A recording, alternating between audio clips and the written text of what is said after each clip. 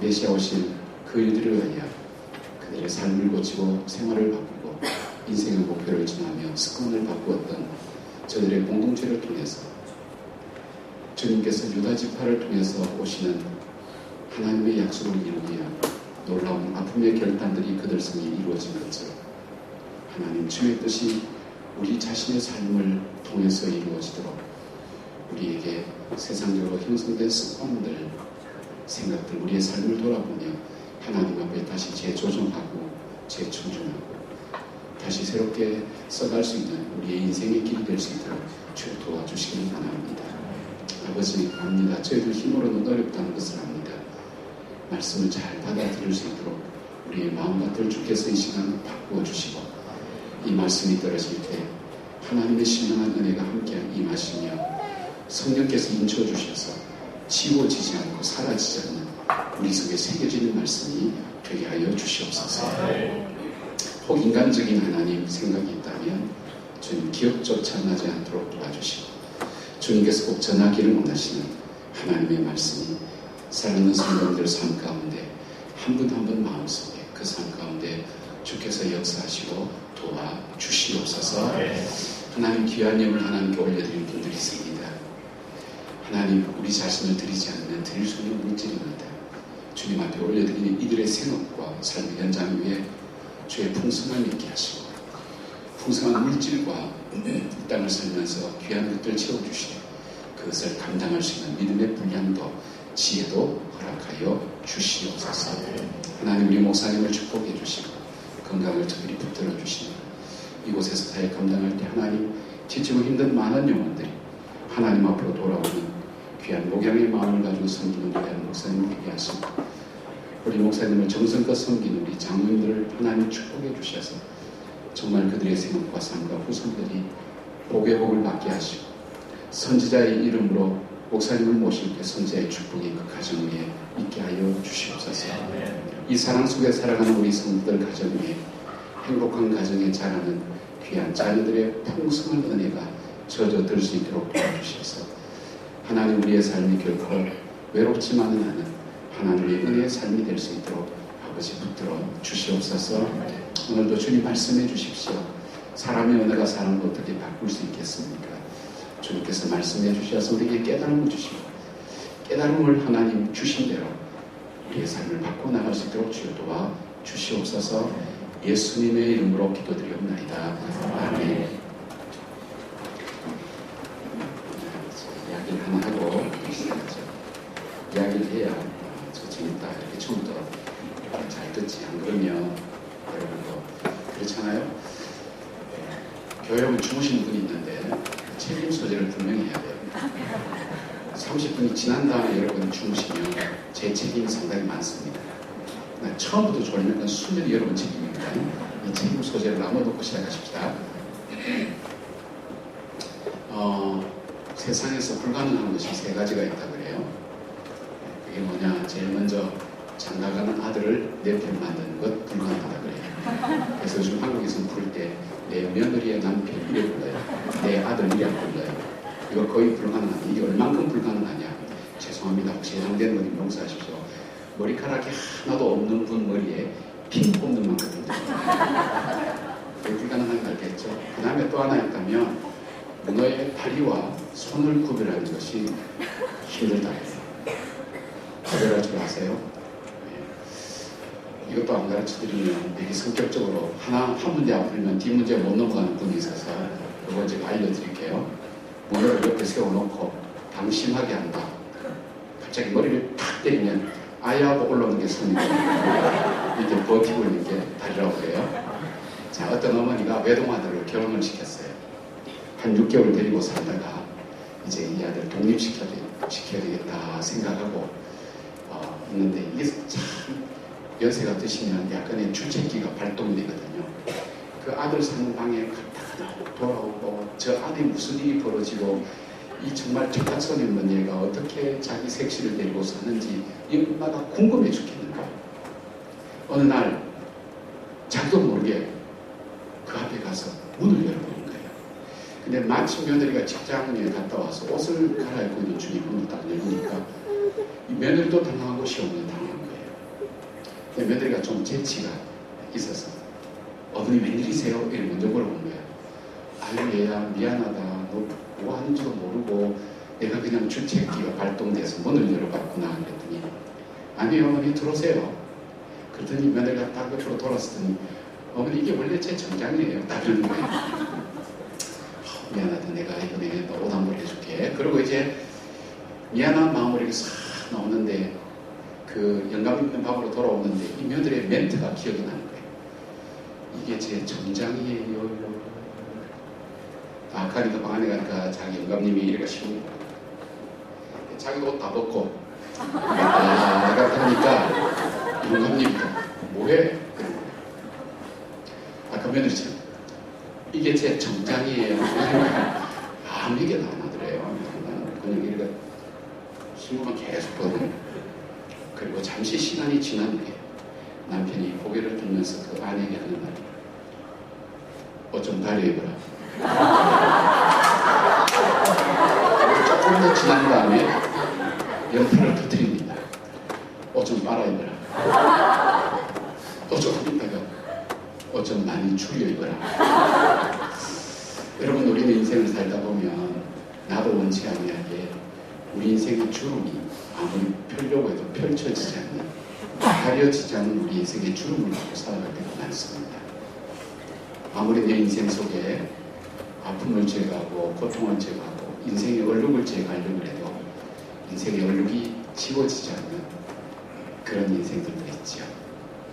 또 우리가 살다 보면 이것이 내가 원했던 삶은 아닌데 어쩌다가 여기까지 왔을까? 내가 원치 않는 내 모습, 변해버린 내 모습을 발견하면서는 후회할 때가 적지 않습니다. 오늘 그런 사람이 있다면 오늘 이 본문에 나타나는 요한복음 21장에 이 베드로라는 이 사람입니다. 이 사람은 대단한 사람이었습니다. 먼저 이 사람은 12명의 제자 중에 리더였습니다.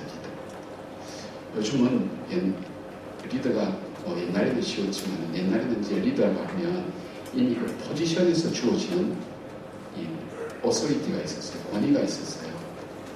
사다리처럼 계장, 과장, 부장, 사장 그러면 딱 여기에서 주어지는 권위가 이게 기본 오소리티라 그래요.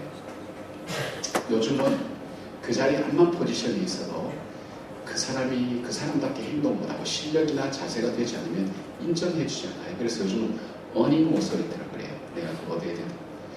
그런데 이 예수님의 12명의 제자들은 다 개성이 독특한 분이에요. 지금 우리가 믿는 이런 예수님이 아니고 그때는 정말 바리새인과 서기관들 때 나라를 위협하는 어지럽게 만드는 젊은이들 주목하는 검증되지 않은 젊은 청년 그런 청년이었어요. 그 청년을 따라다니니까 얼마나 별난 사람들이 따라다니겠어요. 그 12명의 제자 중에 적어도 4명은 가슴에 칼을 풀고 다니는 사람이에요. 열렬당하고 나하고 마음에 안 맞으면 여차하면 너를 죽이겠다. 여러분 이 공동체 안에 칼을 품고 있는 사람 한 4사람 있고 나하고 뜻이 안 맞으면 언제든 나는 너를 죽일 수 있다. 이 분위기가 어떤 분위기일까요? 꼭 와야 되는 분위기면 와도 공포 분위기예요. 아니면 안 올 거예요. 그 공동체 들어오고 싶지 않을 거예요. 근데 이 사람들보다 더 어려운 사람이 있어요. 의심하는 사람들. 여러분 의심하는 사람이 일이 되게 하는 것은 저 본 적이 없어요. 될까요? 불가능할 건데요. 그러나 되는 일을 막는 건 봤어요. 다 이뤄놓은 것도 마지막에 확 험물어버리더라고요. 참 이런 사람은 공동체를 나무놓는데 너무너무 어려운 거예요. 이것보다 더 어려운 사람이 있어요. 편견을 가진 사람, 편견. 어떤 학자가 그랬죠. 우리가 편견을 제거할 수만 있다면 이 세상의 전쟁의 70%를 줄일 수 있다고 그랬어요. 아이고, 저 나이 드신 분이 뭘 할 줄 안다고. 요즘 젊은 것들이 뭘 아무것도 경험도 없는데 뭐래. 아이고, 여자가 뭘 할 줄 안다고. 아니, 남자가 뭐 이런 걸 다 할 줄 알아요. 애들이 뭐 할 줄 안다고. 이런 편견들이 있어요. 이 편견들을 제거하는데 이 편견이 있으면 사람이 안 바뀌어요. 자기 갖고 있는 그 카테고리 가지고 사람을 보는 거예요. 공동체 하나 되기가 참 힘들어. 이 편견 가진 사람은 주변에 친구들이 별로 없어요. 본인은 다 친하다고 그러는데 정말 네 진심을 얘기해서 그 사람을 친하다고 얘기한 사람 진심을 얘기해서 정말 저 사람은 친하냐 그러면 아니에요. 본인은 모르죠. 그러니까 항상 바다에 떠있는 외로운 섬처럼 그렇게 살아가는 거예요. 근데 이것보다 더 어려운 사람이 있어요. 소울 모르는 사람, 가룟유다 같은 사람. 이 12명의 공동체의 이 사람이 리더니까 탁월한 사람이죠. 우리가 뭐 무식한 어부 그런 게 아니에요. 굉장히 탁월한 사람이에요. 우리나라도 요즘 이렇게 옛날에는 이리 오너라 그러면 안에서 문이 열렸는데 요즘 이리 오너라 그러면 안에서 네가 오너라 이런대요. 요즘 얼마나 우리가 가정 하나 이끌어가기도 힘들고 직장 하나 이끌기도 힘들고 심지어는 내 뱃속에나 내 자녀도 내 말 안 듣고 리더십을 잃어버린 엄마. 전에는 시끄러워 조용히 따라왔는데 요즘 애들이 힘없을 때는 투덜투덜 하다가 자기 힘이 생기지 않으면 정면으로 내밀기 시작하죠. 그래서 엄마들이 막 괴로워하고 안 저랬던 얘가 왜 저럴까 그런데 안 그런 게 아니고요. 옛날부터 힘이 없어서 애가 참고 힘을 길러왔을 뿐이지 다 말짱한 생각을 갖고 있다는 거예요. 6살짜리가 보세요. 지나가는 세월 생각한 거예요. 남은 녀석은 나 잘 살아야지. 이런 얘들인데 여러분 걔들 얼마나 무섭니다. 이런 리더였어요. 대단한 사람이죠. 그 다음에 이 사람은 베드로는 어떤 사람이냐면 예수님이 칭찬하는 바른 신앙 고백을 드린 사람이에요. 제자들이 다 당황해서 대답하지 못할 때 주는 그리스도시요 살아계신 하나님의 아들이라고 바른 신앙 고백. 솔직하게요. 목회하면서 저도 시원찮지만 담임 목사 입장에서 목회자 입장에서 저 사람 참 바른 신앙 고백 가지고 있어 인정할 만한 사람 생각보다 많지 않아요. 여러분. 제가 우리 교회에서 이런 얘기하면 뒤집어지겠지만 솔직한 얘기예요. 우리 유 집사님 일러주지 마세요. 우리 유 집사님 어디 갔어요? 우리 영수 집사님. 예. 이곳에 있는 우리 지구에서 파송된 요원입니다. 근데 이 베드로는요. 예수님이 인정한 신앙 고백을 가진 사람이에요. 여러분이 굉장한 건 이것만 해도 대단한 사람이잖아요. 정말 바른 신앙에 서서 정말 예수님을 바로 고백하고 주님께서 정말 너 정말 잘 알았다. 이거는 너가 한 것이 아니라 하나님께서 내게 정말 역사하셔서 주신 신앙 고백이다. 그렇게 칭찬받던 사람. 그리고 이 베드로는 어떤 사람이에요? 신앙의 체험이 있는 사람이에요. 여러분 저는 여러분에게 가능하면 신앙의 체험이 전부는 아니지만 신앙의 체험 갖기를 원해요. 자기 본성 막 나오고 막 그러다가도 체험이 있는 사람은 마지막 가서 바뀌어요. 그렇지. 하나님이 살아계신 확실한 증거 있는 사람은 절망 가운데서도 그 체험을 기억하면서 다시 일어서게 되거든요. 이 신앙의 체험이라는 것이 굉장히 중요해요. 베드로는 어떻게 했어요? 이 바다 출신, 어부 출신의 사람들이 막 유령이라고 얘기하고 두려워서 풍랑이 이렇게 팍 치는 이 바닷가에 베드로 우도한 얘기하죠. 만일 주시면 저도 주님처럼 무리를 걷게 해주십시오. 주님께서 이리 오라 그러니까 여러분 잔잔한 바다 위에 싹싹 이리 걸었던 거 아니에요. 파도가 치고 삼켰던 그 파도 위를 걸었단 말이에요. 이거는 일평생 이 베드로가 잊지 못할 기적과 이적의 체험이에요. 확실한 증거예요. 정말 하나님께서 예수님께서 신이라는 것을 증명하는 자기 속에 갖고 있는 확실한 증거를 갖고 있는 사람이었어요. 그리고 이 베드로는 또 어떤 사람인가 하면 신념의 사람이 신념. 여러분 신념이 없는 사람이 어디 있어요? 그러나 이 신념이 어디서 꺾여요? 가족 문제와 관련되면 꺾여요. 그래서 영화 보면 그렇잖아요. 신념을 지키고 나는 정의를 위해 산다 그러는데 악당들이 누구를 납치해요? 딸을 납치하잖아요. 아들도 아니에요. 딸을 납치하죠. 그리고 전화해서 자 목소리 들려주고 제가 조금만 하면 영화비를 내야 되기 때문에 들려주고 아빠 이러면 이까지 오지 않으면 너 죽인다 그러면 이 조금 전까지 펄펄 뛰던 사람이 총을 내려놓고 그 앞에 탁 가잖아요. 가족 문제와 생계 문제와 연결되면 우리 신념이 팍팍팍 꺾이잖아요. 베드로는 어떤 사람이에요? 배와 그물과 가족을 버려도 나타나는 사람이에요. 이만하면 그 신념은 장난이 아니에요. 자기가 옳다고 여기는 것은 끝까지 관철시키는 사람이에요. 환경에 지배받지 않아요. 내가 옳다고 생각하면 그것을 위해서 자기가 죽든지 살든지 부인에게 야간 맞든지 안 맞든지 배와 그물 누가 갖고 가든지 안 가든지 상관없이 예수님을 따라 나가는 그런 사람이에요.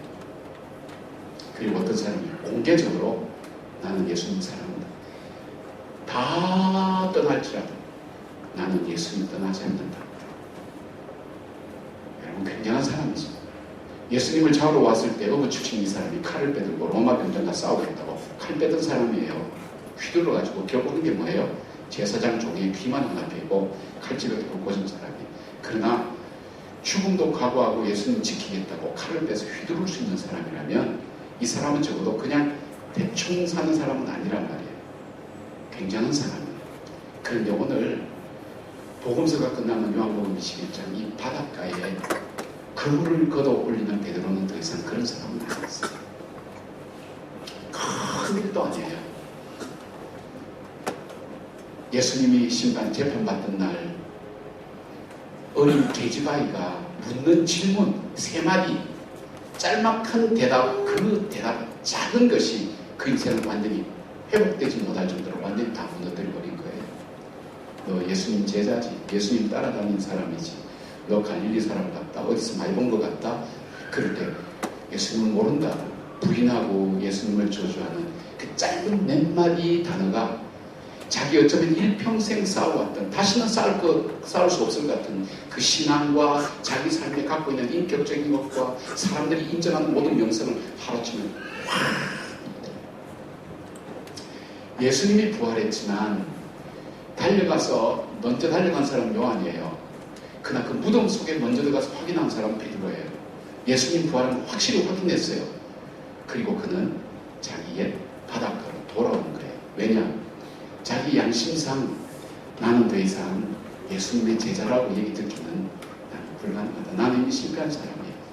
그렇게 와서 나는 결국 고기 잡는 어부에 불과해. 나는 대단한 존재도 아니고 나는 별 볼 일 없는 존재야 생각하고 바닷가에 왔는데 자기가 가장 인생에서 잘하는 고기 잡는 일도 지금 보니까 밤새도록 그물을 던졌지만 한 마리도 건지지 못하는 자기 비즈니스도 실패한 사람. 동은 터오는데 그 하루를 살아갈 아무런 것도 그는 건지지 못하면서 그물을 걷는 쓸쓸한 모습이 요한복음 25장에 나타납니다. 베드로는 회복할 가능성이 전혀 없었어요. 제자들이 다시 모이겠어요. 예수님이 다시 찾아오겠어요. 사람들이 그를 다시 보겠어요. 확실했던 만큼 그가 떨어진 나라는 더 깊은 바닥으로 떨어진 것을 보게 됩니다. 여러분, 그런 경험 해보셨나요? 저녁에 잠잘 때 차라리 내일 아침에 눈 뜨지 않고 그대로 끝났으면 좋겠다, 그런 생각 속에 한번 들어가 본 적이 있나요? 오늘 하루를 살아가야 되는데 하루를 살아갈 돈이 없고, 아니 돈보다도 하루를 살아갈 희망이 없고, 하루를 살아갈 사랑이 없고, 하루를 살아갈 믿음이 끼어져서 동은 투어지만 그 하루를 살아갈 힘이 없는 그런 상황 속에서 하루를 맞이해 본 적이 있는데 그것이 바로 베드로의 모습입니다. 세상에서 가장 힘든 일이 있다면 안 해본 것을 하는 처음 시도하는 일일 거예요. 그보다 더 힘든 일이 있다면 한번 실패한 일을 다시 시작하는 일이지만 베드로는 다시 시작할 이유가 근거가 아무런 남아있는 것이 아무것도 없어서, 쉽게 말하면 인생의 자본이 아무것도 없이 바닥에서 회복되지 못하는 베드로의 모습을 우리는 이 본문을 통해서 21장을 통해서 보는 거예요. 근데 한 장을 딱 남기면 사도행전의 베드로는 초대교회 기둥처럼 쓰이는 사람이 되는 것을 보게 됩니다. 저는 묘해요. 요한복음 21장 사도행전 딱 넘기면 뭔가 확 세계가 바뀌는 느낌이 드는데 어떻게 이 바뀐 세계에 이 처참하게 회복되지 못할 이 베드로가 어떻게 이 초대교회의 기둥처럼, 그리고 이방인 선교에 2000년 동안 닫혀있던 이방인 선교의 문을 여는 역할을, 위대한 일을 할 수 있습니다. 오늘 어쩌면 여러분들이 살 때 남들 보기에는 괜찮은 것 같지만 나는 이미 많은 것을 참 잃어버렸어. 내가 다시 회복하기에는 내 마음속에 너무 많이 회복할 수 있는 힘이 없어. 나는 어떻게 다시 시작해야 될지 알지 못해. 남들 보기에는 괜찮게 내가 지금 이 바다에서 배를 가지고 그물을 던지는 것처럼 그래 보였지만, 그러나 사실 내가 인생을 살아가기 위해서 건지는 것은 없어. 그냥 살아가는 거야. 내가 다시 시작하기, 나는 너무 건강을 잃어버렸어. 나는 너무 관계를 잃어버렸어. 나는 다시 시작하기 나는 너무 많은 아픔을 갖고 있어, 상처를 갖고 있어, 다시 시작할 힘이 나에게 없어. 그런 분 계시나요? 그렇다면 오늘 이 베드로의 회복을 여러분 관심 있게 살펴보셔야 됩니다.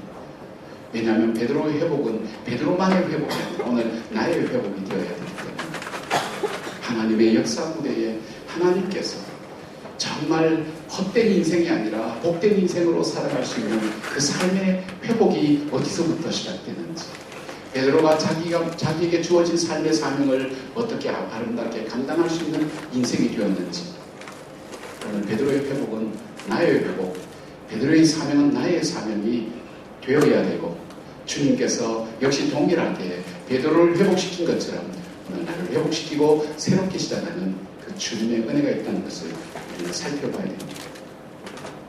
베드로의 회복은 어디서부터 시작됐는가?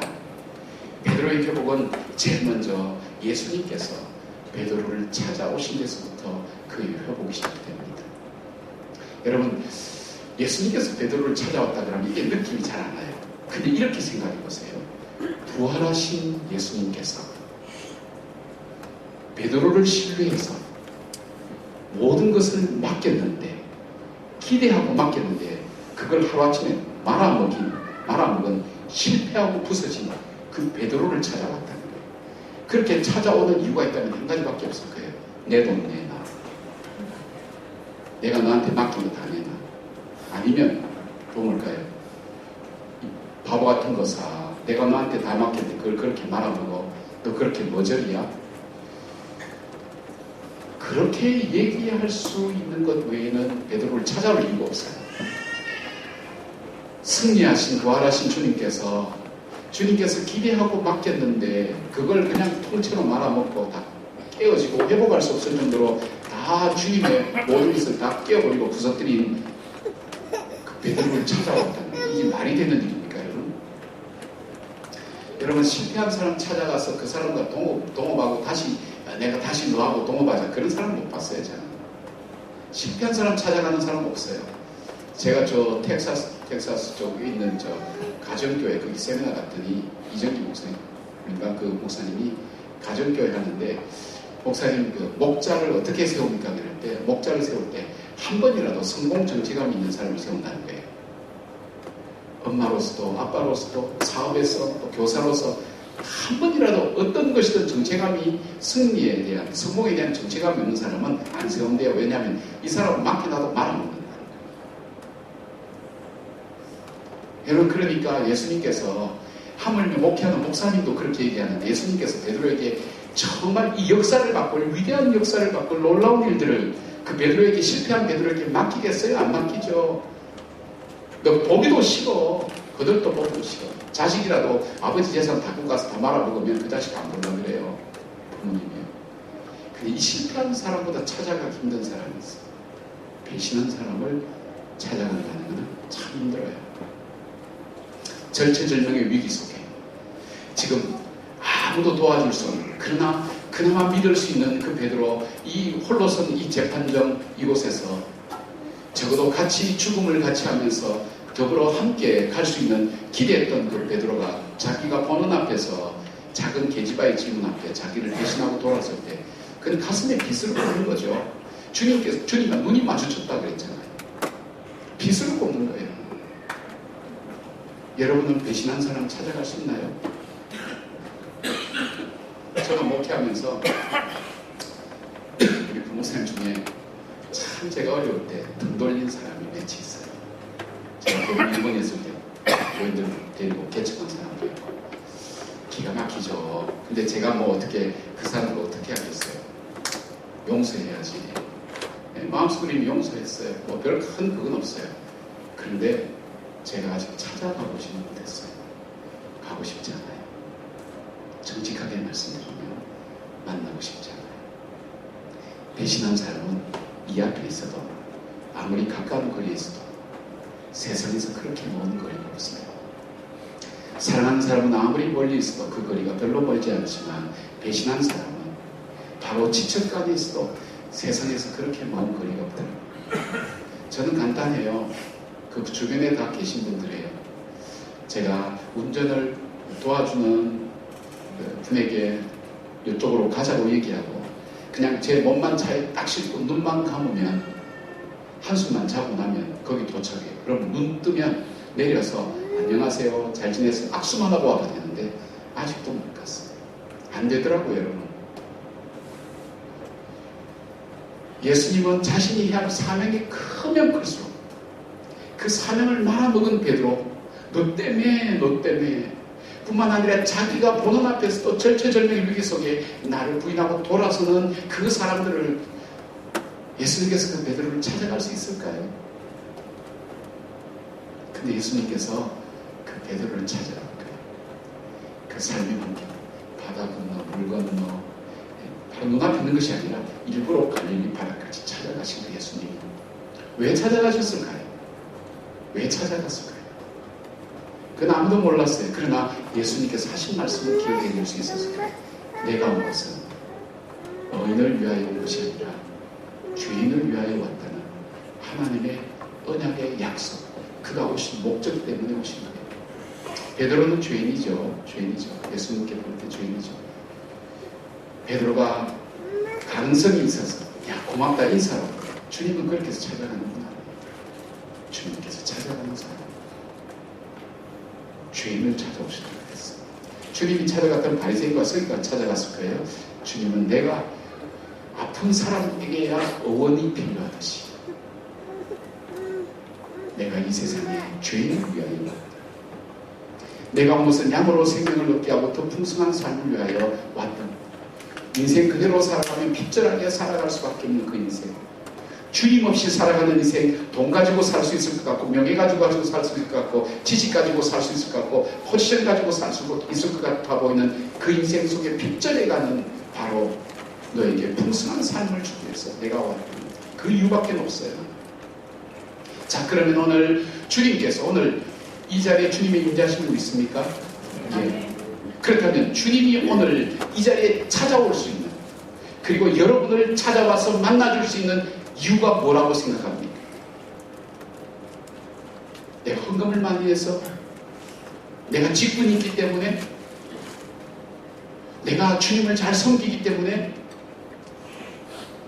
내가 이만큼 지금까지 사람들도 인정할 만한 그런 삶을 살아왔기 때문에? 천만의 말씀요. 여러분 일주일에 2번 내지 3번 금식하십니까? 가난한 사람 지속적으로 돕습니까?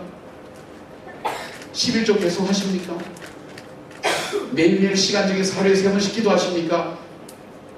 바리새인이에요. 이 바리새인, 그렇게 위대한 신앙생활하는 바리새인도 주님은 독사의 자식들아 그랬다면 예수님의 기준이 뭘까요? 뭐 때문에 주님 나를 찾아올까 이 자리에? 나를 찾아올 단 하나이고 있다면 내가 죄인이라는 사실. 그거 외에는 주님이 찾아올 이유가 없어요. 착각하지 마시기를 바랍니다. 내가 아무리 내가 스스로 의인처럼 내가 대단해 보여도 주님 보실 때 바리새인보다 더 의인이 있나요? 더 신앙생활 잘하는 사람 어디 있나요, 여러분? 그런 사람이 어디 있나요? 고정적으로 구제를 해요. 고정적으로 금식해요. 여러분 금식 제대로 한번 해보셨어요? 예, 안 돼요. 힘들어요. 하루 이틀 가능해요. 문제 있을 때는 가능해요. 일상생활 속에서 금식이 내 삶의 일부가 될 정도로 그렇게 신앙생활하면서 영적인 생활을 유지하시냐 이거예요. 그런 바리새인도 주님은 찾아가지 않았지만 이 바닷가에 오늘 내 삶의 현장, 실패의 현장, 무너진 현장, 그리고 배신한 현장, 다시 회복할 수 없는 현장 속에 아무도 찾아오는 이 현장 속에 주님이 찾아오시길 단 하나의 이유가 있다면 주님이라는 것. 그리고 예수님이 아니면 베드로를 다시 회복시킬 수 있는 분이 있다면 아무도 없기 때문에.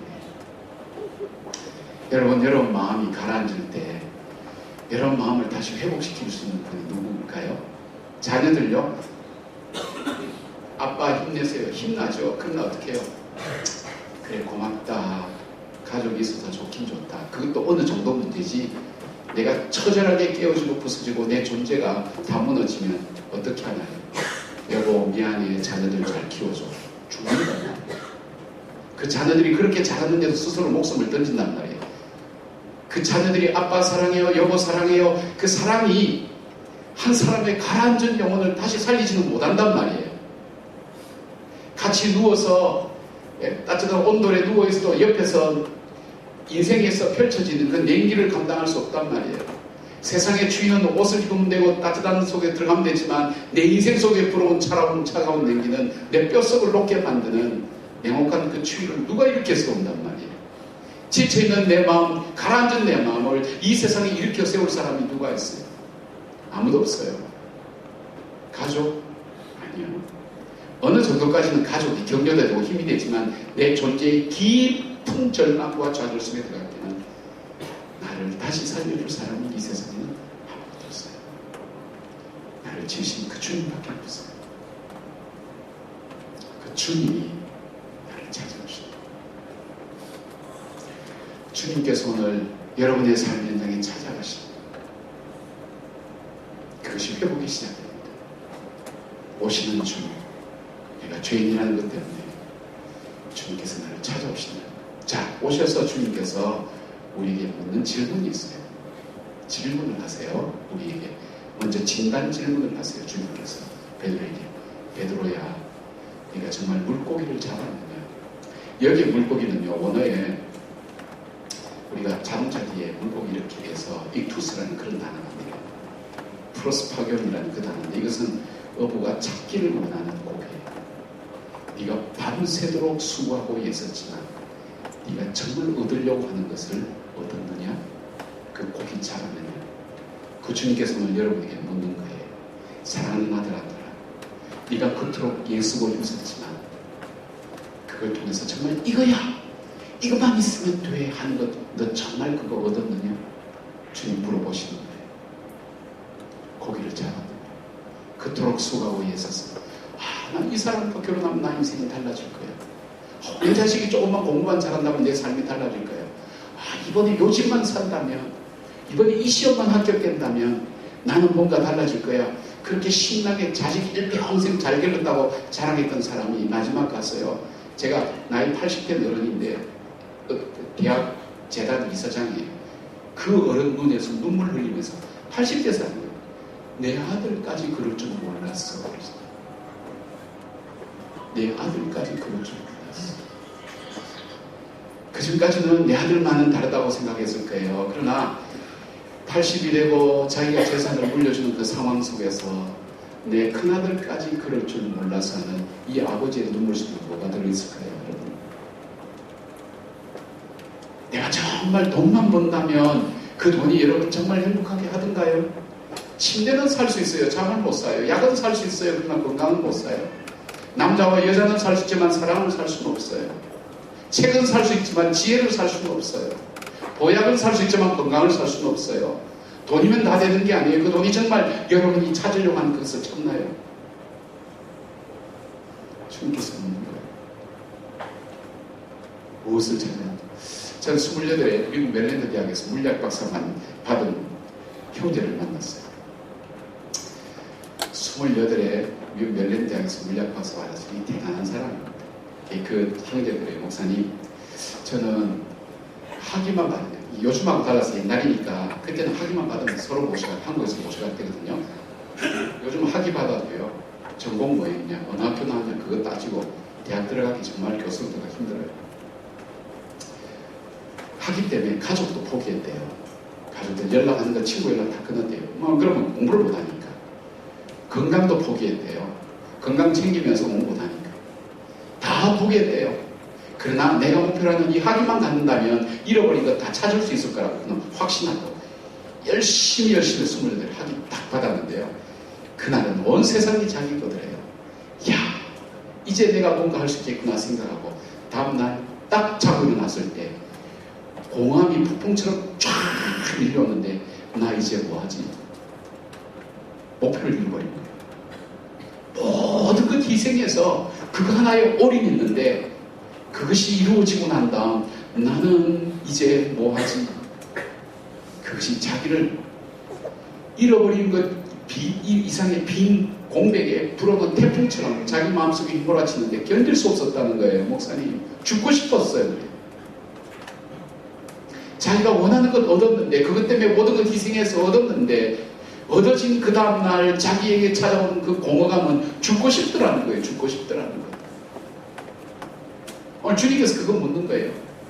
그래, 너는 가정만 이루면, 너는 돈만 벌면, 자녀만 잘 되면, 내가 원하는 그 대학에 들어가고 학위만 받는다면 그것이 너로 하여금 인생에 있어서 정말 이거야. 내가 이것만 있으면 돼. 그것이 정말 너에게 만족과 기쁨을 주고 평안을 주더냐? 주님께서 그거 묻는 거예요. 한번 대답해 보세요.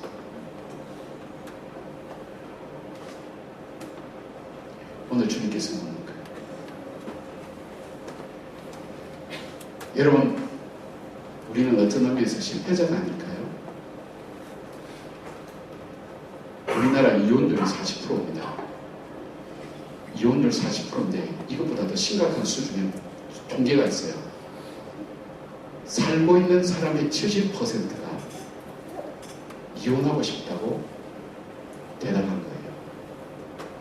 가정에 만족 못한다는 거예요. 그리고 기회만 되면 이혼하고 싶다. 그리고 4명 중, 여자분 4명 중에 1명은 나는 다시 태어나도 이 남자하고 결혼 안 하겠다. 뭐예요? 내가 원했던 가정의 모습이 바로 그거였나요? 내가 저 사람하고 결혼하면 나 인생은 이렇게 살 거야. 어쩌면 나는 가정에서 실패한 사람은 아닐까요? 자녀는 어떤가요? 저는 이제 제 가정사에 가면서 부모 교육하고 다니면 부모들이 공통적으로 하는 얘기가 있어요. 할 수만 있다면 목사님 뱃속에 다시 넣었다가 그 집안에서 다시 키우고 싶어요. 첫째는 그렇다 치고 둘째도 마찬가지예요. 첫째를 실패했기 때문에 둘째는 잘 키울 것 같은데 둘째는 대상이 달라. 첫째하고 상황이 달라지고 대상이 달라진다. 또 언제나 처음 키우는 것처럼 부모로서 여러분 정말 성공했나요? 성공의 의미는 자녀가 공부 잘하고 좋은 대학 가고 그 다음에 자기 삶 잘하고 세상에서 존경받고 사랑받고 그걸 성공이라 생각하면 그럴 수 있죠. 그러나 정말 내가 믿는 예수 그리스도 그 아이가 영적으로 하나님께 바로 서서 하나님을 섬기며 자기의 주어진 삶을 찾아가는 영적인 사람으로 바로 길러냈냐는 거예요.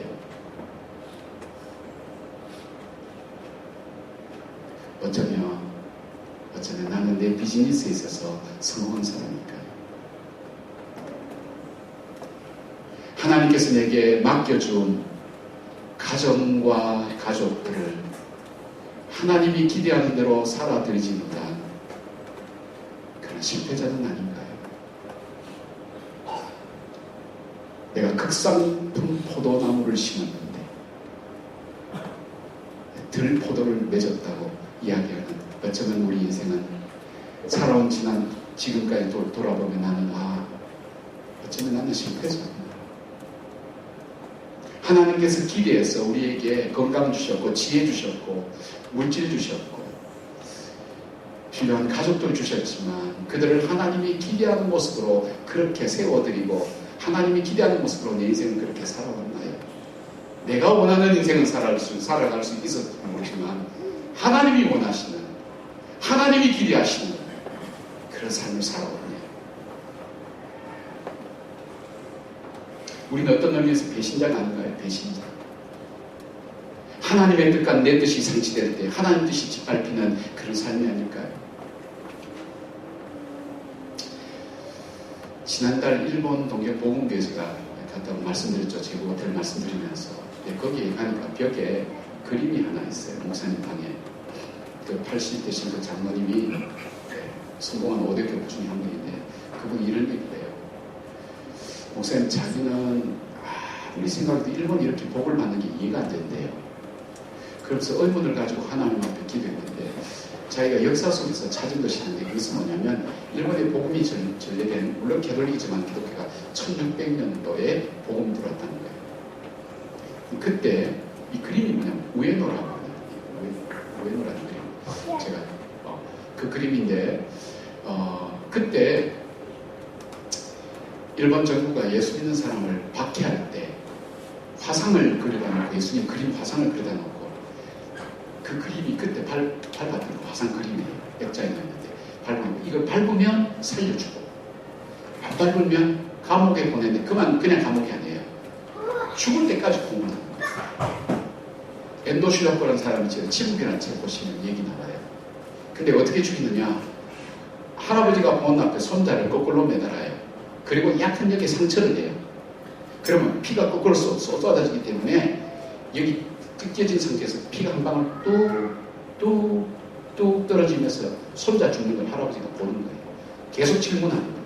너 그래도 예수 믿을래? 그래서 신앙 지킨 사람들이에요. 바닷가에 기둥을 세우고 거기에 묶어둬요. 물이 들어오면 목까지 차요. 이게 나가면 뜨거운 떼빛이 때려줘요. 그리고 일주일이고 2주일이건 그렇게 해서 말라서 죽게 만드는 그 고문 속에서도 그렇게 해서 죽은 사람이 200년 동안 30만 명이 넘는다는 거예요.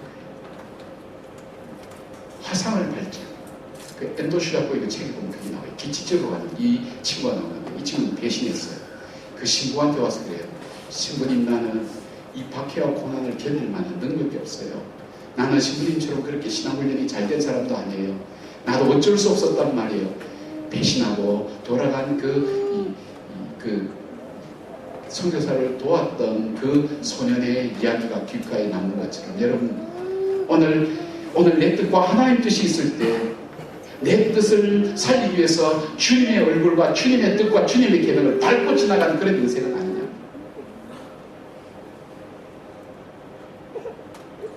우리가 어쩌면 주님을 배신, 주님이 찾아올 수 있는 그런 인생 속에 주님이 묻습니다.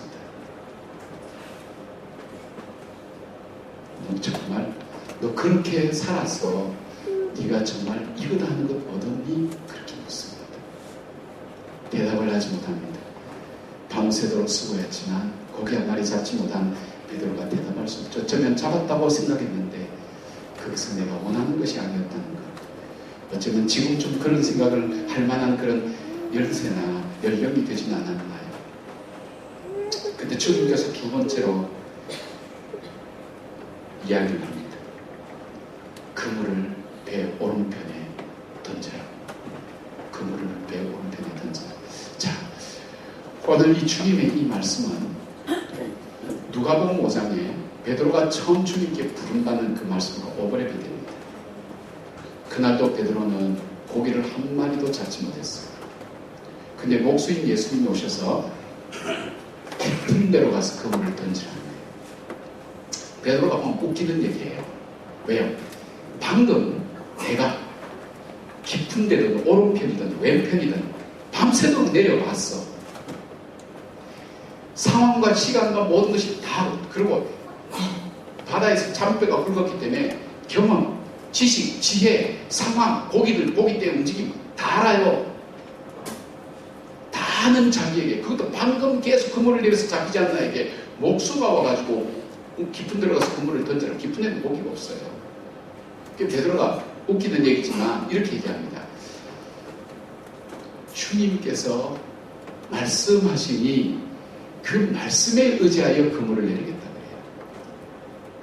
그러니까 내가 오늘 그물을 내릴 단 하나의 이유가 있다면 그것은 뭐냐면 주님이 말씀하셨기 때문에 그 말씀에 순종해서 내가 그물을 내린 것 외에는 아무런 이유가 없다는 거예요. 그러니까 베드로는 이미 세상적으로 불가능하다고 이미 알고 있는 사람이에요. 근데 성경 보면 며칠 전에 예수님이 자기 집에 와서 자기 장모님 열병을 낫게 해주었거든요. 시간상 뒤에 그렇게 돼 있어요. 아마 내 생각에는 그 은혜 갚는 차원에서 하지 않았을까 생각해서 내리면서 어떤 마음일까요? 불가능한 얘기야. 딱 내렸는데 고기가 잡힌 거예요. 자기가 밤새도록 잡던 것 잡혔으면 사람은 본능적으로 그쪽으로 뛰어가게 돼 있어요. 그렇게 하지 않았어요. 왜요? 이건 불가능한 일인 거예요. 그리고 예수님 앞에 무릎 꿇고 예수님, 내가 죄인입니다. 나를 떠나소서. 아주 인상 깊은, 그래서 이것이 예수님을 따라 나서게 된 굉장히 중요한 이유가 되는 거예요. 이 말은 베드로에게는 잊혀지지 않는 사건인 거예요. 말씀의 의자에 그물을 던질 때, 말씀의 의자에 그물을 던질 때 고기가 잡혔지, 내 경험도 안 됐지, 상식도 안 됐지, 환경 보고 한 것도 아니지, 말씀의 의자에 그물을 낼 때 고기가 잡혔지, 계속 그것 때문에 자기는 지워버릴 수 없었을 거 아니에요. 근데 오늘 배 오른편에 그물을 던져 그럴 때 그는 어심없이 그물을 던졌을 때에 고기가 잡힌 거예요. 주님께서 뭘 말씀하고 싶었을까요? 베드로야, 너는 최선 다해서 살아왔지만, 내가 열심히 산다고 살았지만, 네가 오늘 이 바닷가 여기까지 실패자의 모습으로 서게 된 이유가 어디 있다고 생각하니? 네 꿈도 있었고 네 계획도 있었고 네가 원하는 합리적인 생각도 있었고 사람들이 인정받는 것 다 있지만 그럼에도 불구하고 네가 열심히 살았던 네 삶의 결과가 왜 이렇게 비참하고 실패자요 배신자로 네가 이 바닥 속에 서 있을 수 있는 실패의 이유가 뭐라고 생각해? 이것은 네가 이미 경험했잖아. 말씀에 의지하여 네가 인생을 살 때에, 말씀에 의지하여 그물을 내릴 때 그때 네가 원하는 것 잡을 수 있지 않았냐? 너 실패의 원인은 어디 있다고 생각해? 주님께 지금 이 그림으로 보여주는 거예요. 그냥 메시지는 아니지만 말씀에 의지하지 않고 내 경험과 내 상식과 내 판단과 내 지혜를 가지고 그물을 던질 때 실패할 수밖에 없었던 것을 주님은 베드로에게 일깨워준 거예요. 여러분, 저는 제가 뭐 그렇게 간증할 시간이 저녁에 혹시 되는지 모르겠습니다만, 저는 제가 36살에 제 인생 파산 선고했어요. 저 굉장히 착하게 자랐어요. 자, 저는 베드로가 하늘에서 그물이 내려오면서 이상한 벌레들, 못 먹는 율법에 금하는 벌레 있을 때 베드로 이거 먹으라고 그랬는데 베드로의 대답 속에, 이건 번역마다 좀 다릅니다만, 하나님 내가 이거 한 번도 먹은 적이 없다고 했어요. 한 번도라는 표현이. 여러분, 우리가 살면서 한 번도라고 그래 표현할 수 있는 것이 별로 있을까요? 저는 그런 것이 있다고 생각해요. 그만큼 저는 진짜 범생으로 살아온 거예요. 난 한 번도 술 먹어본 적이 없다고 얘기했어요. 근데 가만히 생각하니까 옛날에 외할아버님 시골에서 막걸리 받아들일 때, 그때는 뭐 동사라고 했는데 조그만 이제 마을에 운영하는 협동조합, 거기서 이제 술 만들 때 이게 뭔지 어른들이 그렇게 맛있게 거 좋아하는지 저도 신기해서 어린 나이에. 그래서 주전자채로, 원래 또 막걸리 주전자는 찌그러지고 빵해지고 이렇게 그런 거잖아요. 그다음에 시커먼 거 이거 벌컥벌컥 마셨어. 그때 몇 살 안 됐을 거예요. 마시고 이 갑자기 근데 너무 많이 마시고 줄었어. 물을 부어서 갖다 드릴게요. 이거 한 번더라는 표현 쓰기 없더라. 근데 담배는 자신이 있었어요. 담배는. 진짜 담배는 내가 한 번도 피워본 적 없다. 그런데 어느 날 보니까 옛날 사랑방에 꼬마들끼리 딱 모여가지고요. 할머니 담배대 딱 여기에다가 붙여가지고 돌아가면서 한 번 고개 기운이 나는 거예요. 세상에 한 번도라는 표현을 쓸 수 있는 게 아무것도 없다. 그래도 저는 비교적 착하게 살았어요. 잘 자랐어요. 사람들이 그렇게 얘기했어요. 저는 목사 까미야 그렇게 얘기 들었어요. 그런데 제가 36살 됐을 때 열심히 살았던 결과가 뭐냐? 저를 사랑하고 제가 사랑하는 한 여인이 우울증 걸리면서 한 여인의 마음속에, 삶 속에 인생을 스스로 포기하고 살도록 만들었다면 저는 잘 산 건 아니에요.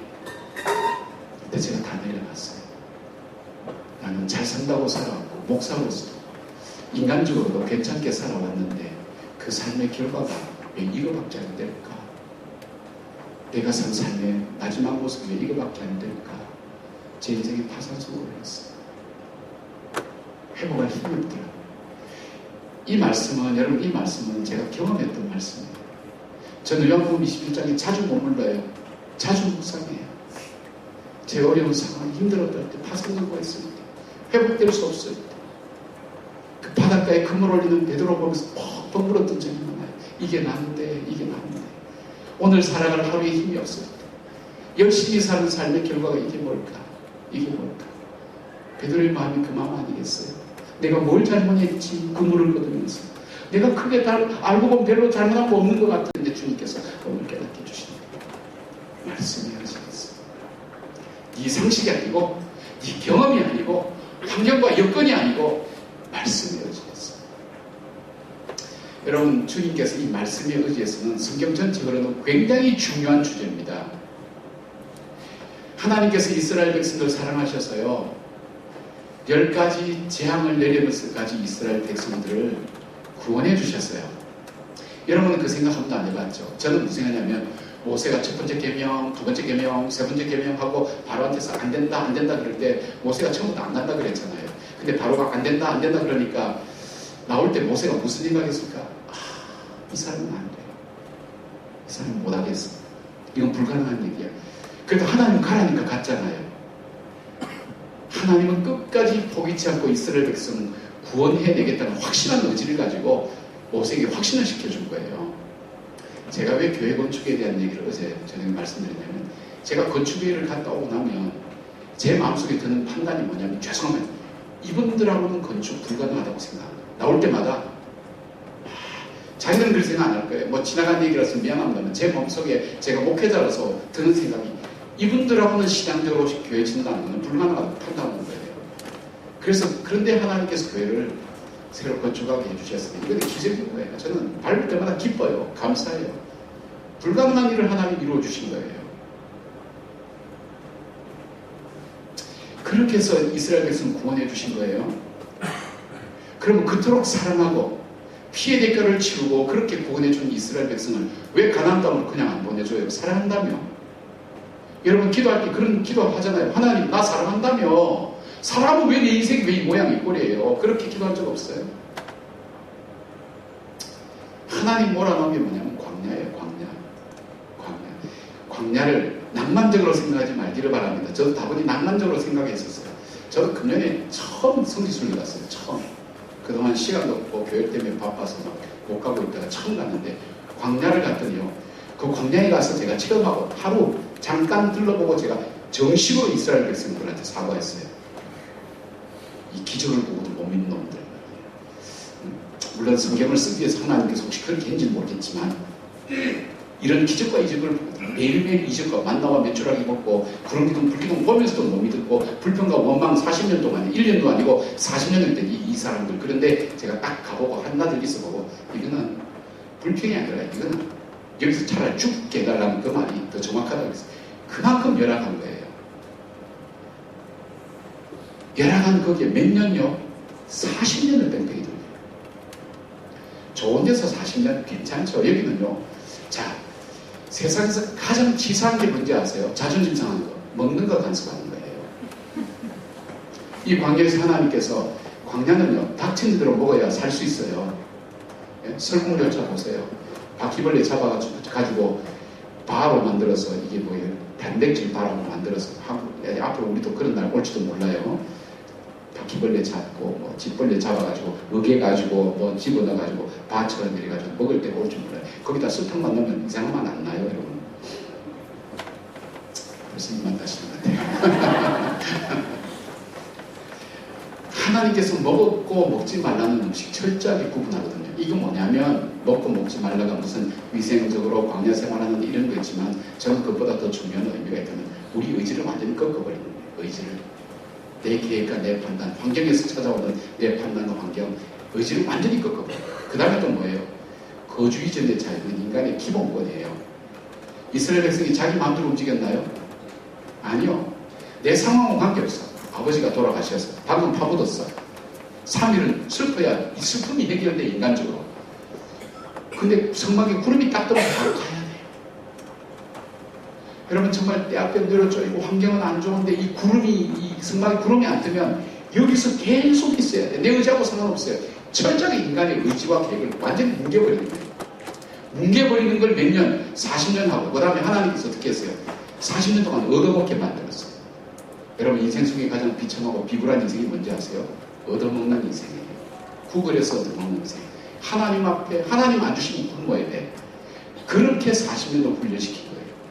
그러고 나서 가나안 땅 앞에 섰을 때 모세가 이렇게 얘기합니다. 너희들 40년 동안 고생 많이 했지? 예. 누가 이렇게 한지 아니? 하나님이 하셨어요. 근데 그 이유를 설명해줘요. 신명기 8장에. 이는 너희가 떡으로만 사는 것이 아니라 하나님의 말씀으로 사는 줄 알게 하려 하라. 저는 이런 생각을 해봤어요. 야, 사람이 하나님 말씀으로 사는 것을 알기 위해서 40년간을 혹독하게 먹는 것과 우리 의지를 그렇게 꺾어버리시면서까지 해야, 이게 사람이 세상 돈으로 사는 건 아니고 내 지식으로 사는 거 아니고 내 사실대로 상식으로 사는 게 아니고 환경으로 경기가 좋아야 사는 것이 아니라 하나님 말씀으로 사는 걸, 이거 깨닫게 하기 위해서 그렇게 혹독하게 훈련시켜야만 했을까 생각되는데, 살아오니까 그렇더라니까요. 그리고 가나안 땅을 주셨어요. 사랑하는 여러분, 주님께서 우리에게 훈련시키죠. 무슨 훈련시켜요? 네가 돈으로 살 수 있을 것 같지? 네가 지식으로 살 수 있을 것 같지, 자식 때문에 살 수 있을 것 같지, 하나님 무참히 곁들여요. 보세요. 저 목사가 좀 뚱뚱한 얘기 아니에요.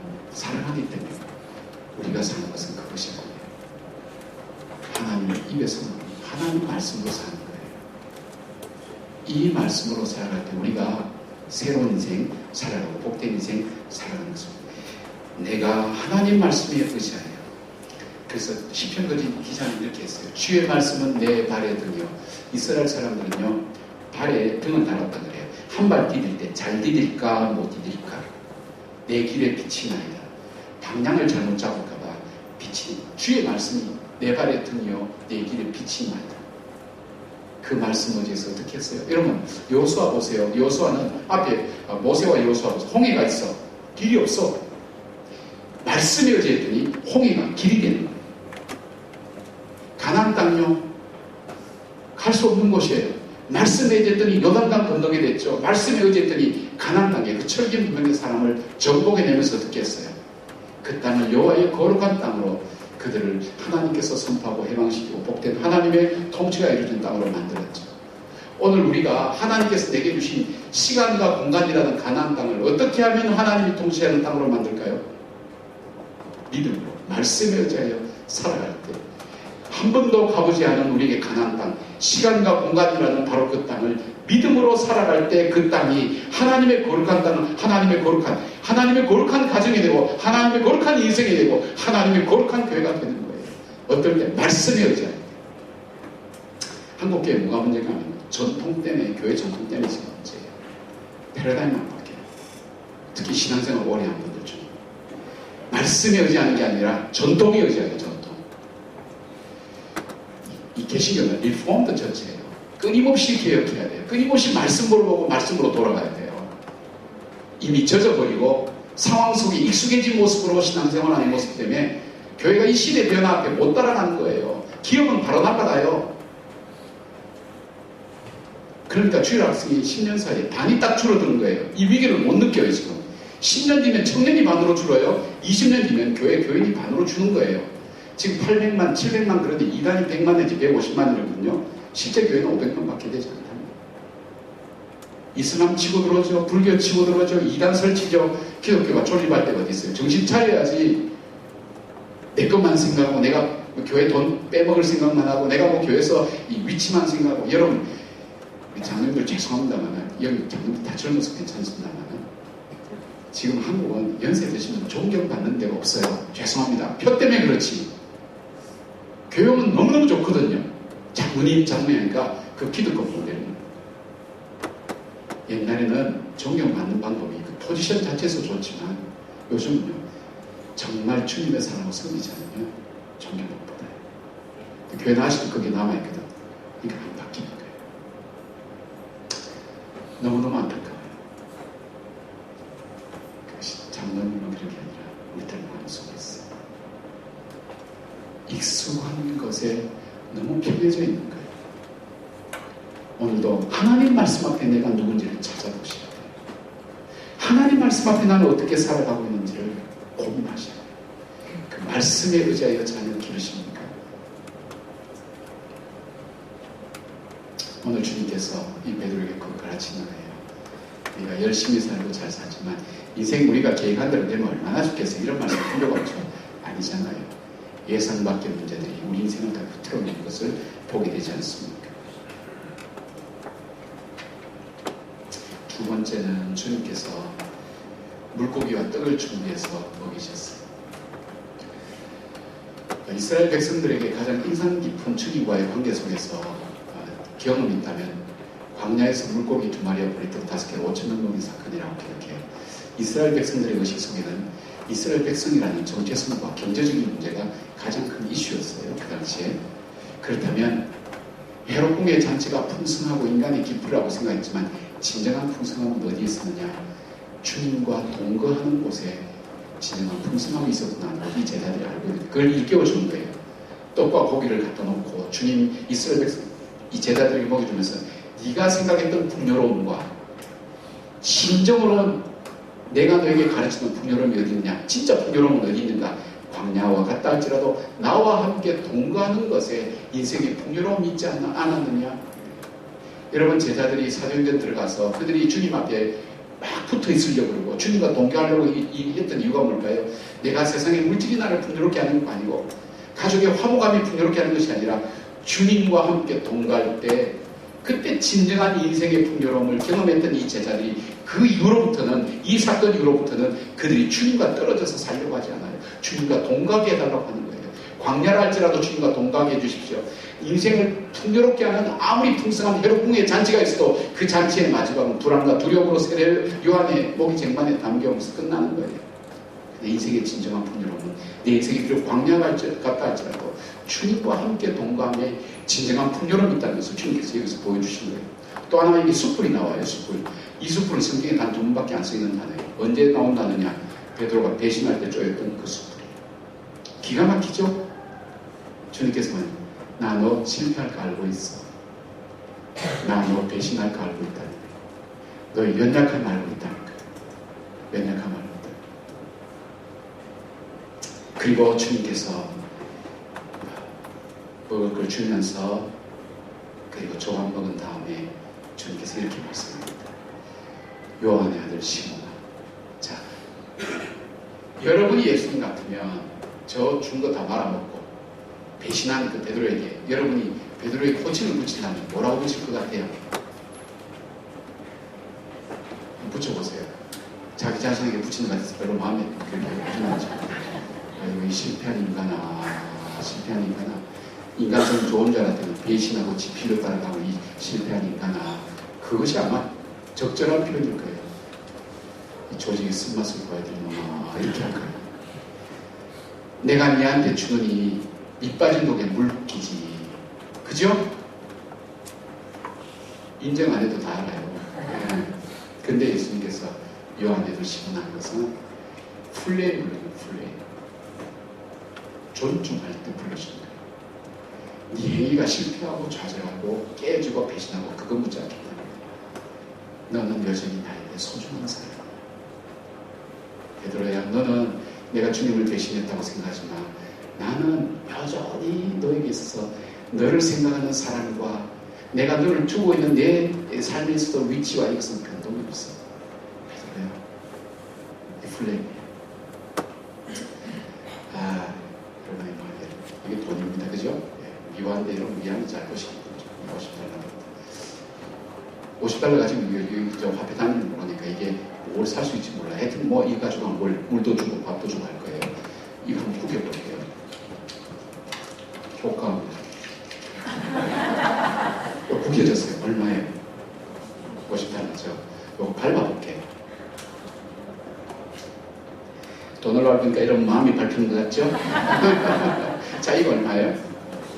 그렇죠. 이거 찢어볼게요. 다음에 돈 여러분들 왜 아까운지. 그럼 찢었다 치고요. 찢어진 돈 얼마예요? 그죠? 이것은 이 손을 발행한 곳에서 이 돈의 가치를 취소하지 않은 이상은 구겨지든 밟히든 찢겨지든 이 돈은 여전히 그 가치를 발휘하죠. 여러분, 우리가 인생을 살다 보면 우리 인생이 구겨질 때도 있어요. 밟힐 때도 있어요.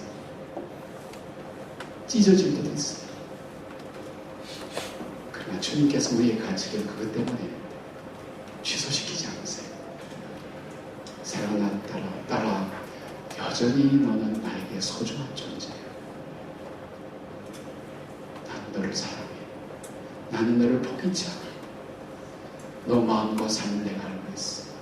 실패한 인생에 찾아오셔서 요한의 아들 시몬아, 이 말은 사랑하는 딸아, 우리를 죄와 허물을 따라 기억하지 않는다 그랬어요. 이 다윗이 하나님께 너무너무 감사한 것, 허물 많은 다윗이 하나님께서 죄와 허물을 따라 나를 기억지 않고 주의 자비와 긍휼로 나를 기억해 주신다면 그럴 수밖에 없었을 거야. 그래, 그럴 수밖에 없었을 거야. 많이 힘들었지, 많이 어려웠지. 우리의 삶을 보시고 주님께서 그런 말씀입니다. 그리고 주님께서 묻습니다. 베드로야, 네가 이 사람들보다 나를 더 사랑하느냐? 이 사랑은 아가파스 메를 나눠요. 아가페의 사랑으로 묻는 거예요. 너가 나를 정말 절대적인 사랑으로 그렇게 나를 사랑하느냐? 베드로의 대답은 같은 사랑이지만 달라요. 이 필로스가 다니 아닙니다. 나는 그렇게 못하 우정으로는 제가 할 수 있겠어요. 많이 그래도 겸손해졌죠. 우정으로 사랑할 수 있습니다. 그때 예수님께서 뭐냐면 내 양을 먹이라고 얘기합니다. 여기도 양도 세 가지 종류가 다 다릅니다. 그러나 그 위보다도 내 양을 먹이라. 자, 여러분 한번 보세요. 예수님께서 베드로를 만나면서부터 가장 베드로에게 궁극적으로 부탁하고 싶었던 말이 뭘까요? 이 말이에요. 내 양을 먹이라. 이거 주님께서 부탁하려고 지금까지 베드로를 훈련시키고 세워왔는데 주님께서 기가 막히잖아요. 지금 인생에 있어서 가장 비참하고 가장 쓸모없고 가장 바닥 인생이 뭔가 하면 베드로의 지금 모습이에요. 근데 그때 주님께서 뭘 말씀하세요? 가장 하시고 싶었던 가장 어렵고 귀중한 소중한 말을 내 양을 먹이라고 지금 얘기하는 거예요.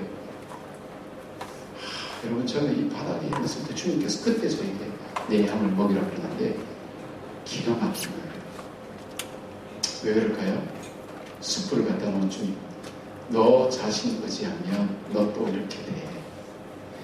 너 자신 의지하면 네가 그런 경험하고 체험하고 능력 있고 자신감 있는 것 계집아의 말 한마디 앞에 무너지듯이 너 자신 의지하면 그렇게 될 수밖에 없어. 그 숯불이 그 증거를 말하는 거예요. 내 주님께서 다시 시작을 새로운 출발점은 네가 나를 사랑하느냐 내 양을 주님이 3번 반복하거든요. 여러분, 이 3번 반복하는 게 참 반복이라는 게 주는 뉘앙스가 굉장히 묘한 거예요. 오늘 가서 실습해 보세요. 우리 자매님들 특별히 들어가면서 한국에 신앙이 한국에 있던 여기 있던 뭐 상관없이 들어가면서 신랑 눈을 마주치면서 여보 나 사랑해? 이렇게 물어보세요. 그러면 첫 번째 대부분 한국 남자의 반응이 여자가 왜 이래? 나도 질문을 또 하고 그래. 네가 지금 연애하냐? 뭐 이렇게 해요. 두 번째 같이 밥상에서 밥을 먹으면서 다시 뭘 여보 나 사랑해? 그러면 두 번째 반응 뭐 사고 싶은데 이런 거예요. 그리고 나중에 치우고 나서 차 마시면서 여보 나 사랑해? 물어보면 그때부터 남편이 근심하기 시작합니다. 내가 비자금을 감춰놨는데 이게 발견됐나? 그래서 미스킴하고 내가 차 한잔 마시는데 그걸 봤나? 자기를 돌아보면서 근심하기 시작. 이 베드로가 심히 근심했다 그랬어요. 아, 주님이 질문할 때 또 실패할 놈아, 또 배신할 놈아, 주님 알고 있는데 내가 그동안 큰 소리 쳤구나. 심히 근심했어요. 주님 제 마음을 알잖아요. 제가 그럴 수 있는 존재가 못 된다는 것도 알잖아요. 사랑은 하지만 사랑할 능력이 없다는 것 알고 있잖아요. 주님께서 그리 묻습니다. 내 양을 먹으라. 저는 여기서 굉장히 많이 생각을 했어요. 주님께서 왜 너가 성령 충만하느냐, 열정이 있느냐, 내한테 헌신이 있느냐, 그것이 아니라 사랑으로 물어봤습니다. 여러분, 가정에서 부부가 살 때 사랑으로 삽니까? 의무로 삽니까? 도리로 한번 살아보실까요?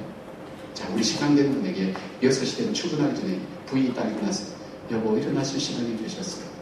저 침대에 새로 갈아입을 옷을 제가 준비했어요. 그리고 여보, 식사로 나오실 시간이에요. 당신이 좋아하시는 음식을 몇 가지 준비했어요. 오늘 점심 몇 시부터 오늘 일정은 어떻게 되시고요? 여보, 오늘도 건강하게 안녕히 다녀오세요. 그러면 어떤 남자가 그 여자하고 살겠어요? 네? 한번 보세요. 생각해 보세요. 그 밥상 먹고 와, 내가 원하는 대로 정확하게 노는구나. 이야, 내가 원하는 대로 빨래를 정확하게 해주고, 이야, 정말 나는 괜찮은 여자고 살고 있다. 그렇게 얘기한 사람은요, 그 다음 얘기 안 해도 알겠죠? 아유, 시리얼 먹고 가요. 그냥 뭘. 아니, 오늘 하루 더 입어요. 어제도 입었는데, 매일 뭐, 그렇게 가을에 입을 필요가 있어서, 그냥, 누가 보나, 그냥. 냄새만 안 나면 되니까, 그냥 입어요. 와이셔츠, 목 뒤에 때, 그거, 누가 안 봐요. 그냥, 하루만 더 입어요. 오늘 상황이 안 돼. 그래도 어떡해요? 그 사랑하는 마음이, 그것 때문에 할 수 없는 것하고, 갈 수 없는 것 가고, 그렇게 하잖아요. 주님은 오늘 우리에게 이걸 원하십니다. 여러분, 정말 하나님 잘생긴 사람은 바리새인들이에요. 그러나 그들 속에 빠진 것이 있다면 사랑의 마음이었어요. 주님은 어떤 사람을 원하느냐? 사랑으로 주님을 섬기는 사람을 원합니다. 왜? 사랑이 가장 오래가요. 사랑하는 사람을 감당해낼 방법이 없어요. 어쩌면 여러분이 지금 생각할 때 나는 내 인생 속에 가장 약하고 난 아무것도 할 수 없어 할 때 주님께서 내 양을 먹이라. 누구 양이에요? 내 양. 하나님 주님의 양. 베드로야 네 양 치지 말고 내 양 쳐. 내 양을 먹이라. 가장 이미 실패했어요. 그런데도 불구하고 주님께서 내 양을 먹이라. 오늘 사랑하는 여러분, 우리가 주님을 사랑하지 않으면 어떤 일이 일어난지 아세요? 자, 이스라엘 백성이 출애굽에서 광야에서 모세가 계명받으러 갔을 때 밑에서 뭐 했어요? 뭐 만들었어요? 금송아지 만들었어요. 여러분 그런 거 좀 제작하는 거 신경도 좀 쓰고 참조도 해보세요. 금송아지 만드는데 그 금이 어디서 났어요? 어제 질문이 굉장히 여러분에게 충격적인 모양이에요. 전혀 대답할 의사를 갖고 있지 않아요. 그 금이 어디서 났어요? 하나님이 주셔서 노예가 가질 수 있는 건 아니에요. 노예는 금을 가질 수가 없어요. 장식품을 가질 수가 없어요. 그런데 하나님이 약속하잖아요. 너 금 갖고 가게 해줄게. 그래서 갖고 나온 금이에요. 근데 그 금 가지고 뭐 했어요? 법궤도 금 들어가거든요. 법궤 만드는데 내놓지 않고 어디 내놨어요? 우상 만드는 데 내놨어. 아이러니하죠? 이거보다 더한 거 있어요. 그날 그들이 금송아지 만들고 춤추고 하여튼 죄 지을 때 아침에 뭐 먹고 나왔어요? 여러분 자신 얘기하는 거 있으면 마음 좀 괴로워요. 하나님 주신 만나와 메추라기 먹은 거예요. 하나님이 이거 안 주셨으면 죄 질 힘도 없어. 배고파서 죄도 못 져. 여러분 배고프면 죄도 못 져요. 방바닥에 가만 앉아 있어야지. 자, 그들이 죄 질 때 그들 하여금 추위를 막아주고 불을 비춰준 게 뭐예요? 밤에 불기둥. 낮에 구름을 막아주고 서늘하게 해준 게 뭐예요? 구름기둥. 하나님이 주신 은총 아래 죄를 짓는다니까요. 이거 잘 생각해 보세요. 하나님께서 금을 안 주셨으면 금 가지고 죄 질 일이 없어. 밥을 안 주셔도 힘이 없어서 죄 짓지 못해. 하나님이 주신 선물 때문에, 하나님 주신 은총 때문에 그것 가지고 죄를 짓는다. 어떨 때? 주님을 사랑하지 못할 때. 기가 막힌 거예요, 여러분. 저는 이거 손짓하더라고, 손짓. 아, 하나님께서 돈을 안 주셨으면 돈 때문에 내가 교만할 이유가 없어. 돈 때문에 고개 숙이고 교만하지 않아요. 네. 속은 어떨지 모르지만 하나님 주신 물질 축복 때문에 교만한 거예요. 하나님 주신 건강 때문에 죄 짓는 거예요. 하나님 주신 지위 때문에 죄 짓는 거예요. 하나님 주신 지식 때문에 죄 짓는 거예요. 얄팍한 지식 몇 개 가지고 성경이 진짜니 가짜니. 사람이 어떻게 무리를 걷냐. 이발 빠지긴 저발 딛고 저발 빠지긴 이발 딛고. 인간적으로 생각하면 얄팍한 지식을. 문 하나 가려져 있어도 자식이 죽는지 사는지도 못 보는 그 능력 가지고 무슨 대단한 능력이라고 생각하는 거예요. 하나님이 안 주셨으면 죄를 지을 것도 없어. 하나님이 주신 선물 가지고 오히려 죄를 짓는 거 여러분, 이거 심각한 문제 아니에요? 어떤 사람이 사랑하지 않는 사람. 주님은 의무로 하는 것 주님 기뻐하지 않으세요, 여러분. 주님이 원하시는 것은 주심. 주님을 생각합니다. 실패할 줄도 하나님 알고 계세요. 그 염려하지 말아요. 여러분 베드로 보세요. 주님을 사랑함으로써 그가 살아갈 때 생명의 역사가 일어난 거예요. 주님이 오늘 그렇게 묻습니다. 여러분에게 사랑하는 아들 따라 네가 나를 사랑하냐? 내 양을 먹이라. 나처럼 실패하고 좌절한 너를 찾아가서 다시 일으키는 그 사람을 네가 아느냐?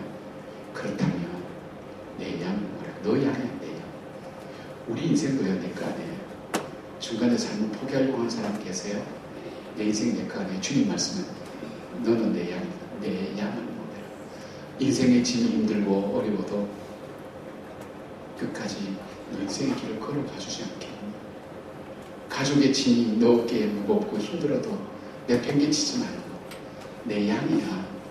너가 만약 나를 사랑한다면 그 인간들 때문에는 아니랄지라도 나를 사랑하기 때문에 네가 포기할 수밖에 없는 그들을 끝까지 너가 좀 감당해 줄 수밖에 없는 거야. 너가 만약 나를 사랑한단 말이야. 내가 사랑할 수 없는 그 교회를, 떠나고 싶은 그 교회를 버리고 싶은 그 교회를, 버리고 싶은 신앙을 네가 끝까지 하나님의 교회답게 세워지기를 원하는 그 헌신과 그리고 수고를 할 수 있겠니? 네 양은 기도하겠습니다.